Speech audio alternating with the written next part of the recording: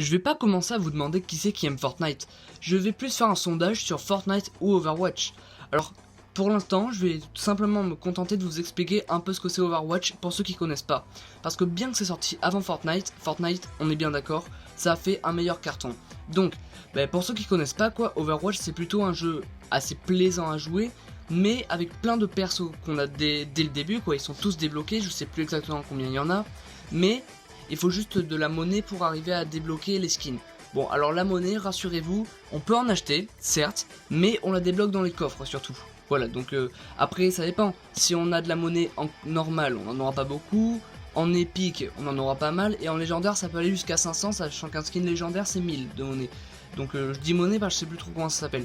Après, contrairement à Fortnite, ça c'est bien la monnaie que tu gagnes dans les coffres parce que t'en gagnes à peu près 300 V-Bucks, qui est la monnaie de Fortnite, par palier par passe de combat argenté quoi. Donc quelque part, il y a un petit avantage sur ça sur Overwatch. Parce que certes, après si t'as le passe de combat doré, tu peux gagner jusqu'à plus de 1300 voire 1300 V-Bucks.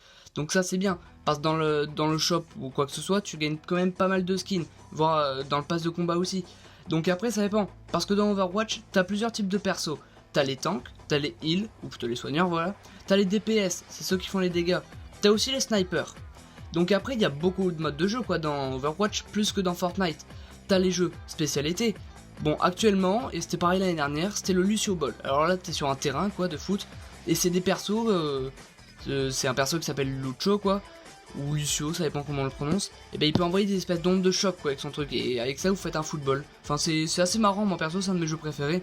Il y a le jeu spécial hiver, donc ça je sais pas si ça change vraiment ou pas, mais de base c'est des Mei, c'est les combattantes de glace celles-là, c'est celles qui maîtrisent la glace. Et elles combattent un Winston, c'est le tank, l'espèce de singe qui envoie de l'électricité. Donc après ça, je sais pas si ça change ou pas encore, moi j'ai pas fait attention l'année dernière, mais cette année c'était ça quoi. On a aussi les ranked, les parties compétitives. Alors ça dépend parce que la saison, admettons, je dis n'importe quoi, on a la saison 3, et pour ton score de la saison 4, on va avoir besoin de ça va être déterminé par ton score de la saison 3, même si tu fais des très bonnes parties de placement. Après on a le mode 1v1 évidemment, comme le terrain de jeu sur Fortnite quelque part j'ai envie de dire. On a le 6v6, on peut le faire avec amis, mais par contre style tes ennemis ne peuvent pas être tes amis, normalement. On a le 3v3, donc ça c'est dans le mode arcade, hein, c'est quand on peut choisir ces trucs. Et après on a le héros mystère, dans ce cas voilà. Après ce qui est bien, c'est que comme je vous l'ai dit, on a tous les persos déjà débloqués, contrairement à Fortnite dans le shop, où on est obligé quelque part de craquer des sous. Moi-même j'ai dû craquer plus de 20 € quoi dans ce jeu. Donc quelque part voilà.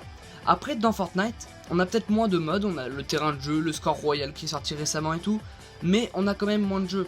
Ceci dit, quand on vient à peine d'arriver sur Fortnite, on est tous d'accord là-dessus, on est passé par le mode du j'ai fait au moins 500 km à courir, et je suis tombé devant une personne, je suis mort. Et ça c'est pareil pour tout le monde dès le début quoi, mais après on devient de plus en plus fort. Moi avant c'est pareil, j'arrivais, je mourais direct. Bon maintenant je suis à 4-5 kills par partie, donc c'est en moyenne c'est pas mal, enfin pour moi c'est pourri, mais bon voilà.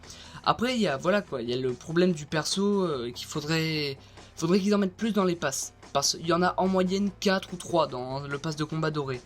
Et après il y a quand même beaucoup plus d'armes sur Fortnite que sur Overwatch, parce que chaque perso a sa propre arme. Donc il y en a qui ont, exemple, je vais vous donner un perso dans Overwatch, Chacal. Il a des mines aussi, ces mines qui sont à l'infini, il faut juste un petit temps de rechargement. Et ça c'est aussi puissant, mais son truc à côté, sa vraie arme, c'est donc un espèce de lance-roquette. Voilà, ça lance des petites grenades, des roquettes. Bon, moi perso c'est mon préféré parce qu'il est quand même ultra cheaté.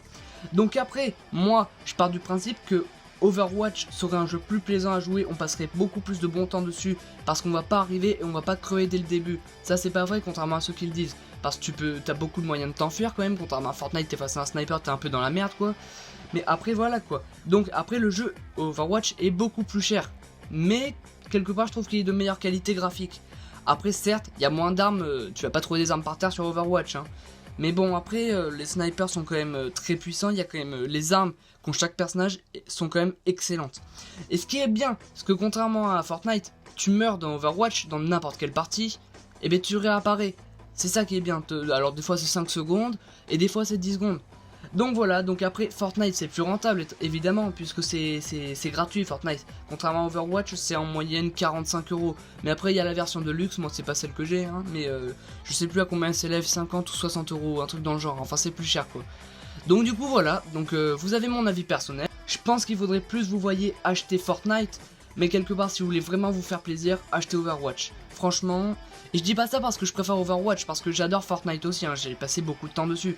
Après, ce qui est bien c'est que contrairement à Overwatch, Fortnite on peut y jouer partout sur la PS4, sur la Xbox One, One S, sur PC, sur Switch. Contrairement à Overwatch, on peut pas y jouer sur Switch. Enfin voilà quoi, il y a des consoles où on peut pas y jouer, on peut même y jouer maintenant sur téléphone à Fortnite. Donc du coup voilà, donc c'était mon petit avis personnel, que je pense qu'il vaut mieux acheter Fortnite pour pouvoir avoir un jeu gratuit, mais quelque part mieux pour se faire plaisir Overwatch. Donc dites-moi en commentaire du coup ce que vous en pensez, abonnez-vous à ma chaîne YouTube, et je vous dis ciao, à plus.